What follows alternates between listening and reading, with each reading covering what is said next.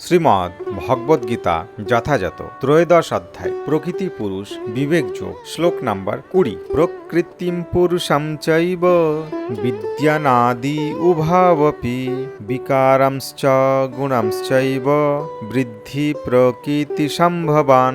শব্দার্থ: প্রকৃতিম জড় প্রকৃতি, পুরুষম পুরুষ, চ ও এব অবশ্যই, বৃদ্ধি জানবে, অনাদি আদিহীন, উভয় উভয়, অপি ও বিকারান বিকার, চ ও গুণান প্রকৃতির তিনটি গুণ, চ ও এব অবশ্যই, বৃদ্ধি জানবে, প্রকৃতি জড়া প্রকৃতি, সম্ভাবান উদ্ভৃত। অনুবাদ: প্রকৃতি ও পুরুষ উভয় অনাদি বলে জানবে, তাদের বিকার ও গুণসমূহ প্রকৃতি থেকে উৎপন্ন বলে জানবে। তাৎপর্য: এই অধ্যায়ে প্রদত্ত জ্ঞানের মাধ্যমে দেহ, কর্মক্ষেত্র এবং ক্ষেত্রজ্ঞ জীবাত্মা পরমাত্মা উভয় সম্বন্ধে জানা যায়।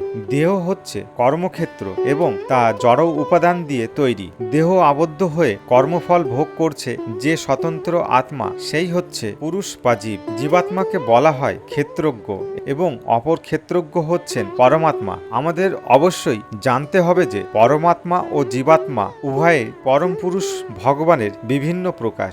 জীব হচ্ছে তার শক্তিত্ব এবং পরমাত্মা হচ্ছেন তার সাংস প্রকাশ।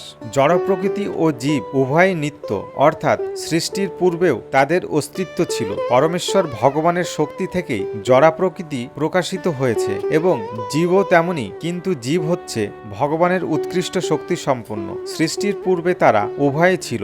জড়া প্রকৃতি নিহিত ছিল পরমেশ্বর ভগবান মহাবিষ্ণুর মধ্যে এবং মহাবিষ্ণুর ইচ্ছার ফলে মহত্তত্ত্বের মাধ্যমে আবার তার প্রকাশ হয়।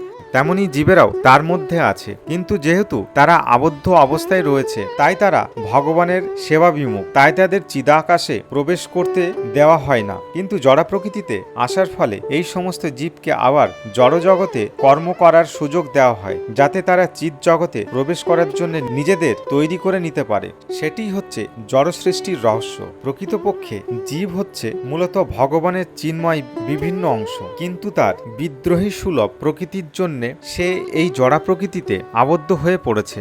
ভগবানের উৎকৃষ্ট শক্তিজাত এই সমস্ত জীব যে কেন এবং কিভাবে এই জড় জগতের সংস্পর্শে এলো তা নিয়ে মাথা ঘামাবার কোনো প্রয়োজন নেই, কিন্তু পরম পুরুষোত্তম ভগবান অবশ্যই জানেন কেন এবং কিভাবে তা ঘটল। শাস্ত্রে ভগবান বলেছেন যে যারা জড়জগতের প্রতি আকৃষ্ট তারা জীবন ধারণের জন্য কঠোর সংগ্রাম করছে, কিন্তু এই কয়েকটি শ্লোকের মাধ্যমে আমাদের নিশ্চিতভাবে জানা উচিত যে জড়া প্রকৃতির তিনটি গুণের প্রভাবে যে সমস্ত পরিবর্তন ঘটছে তা সবই জড়া প্রকৃতির দ্বারা পরিচালিত। জীবের সমস্ত রূপান্তর ও বৈচিত্র্য সবই দৈহিক। আত্মার পরিপ্রেক্ষিতে সমস্ত জীবই এই রকম।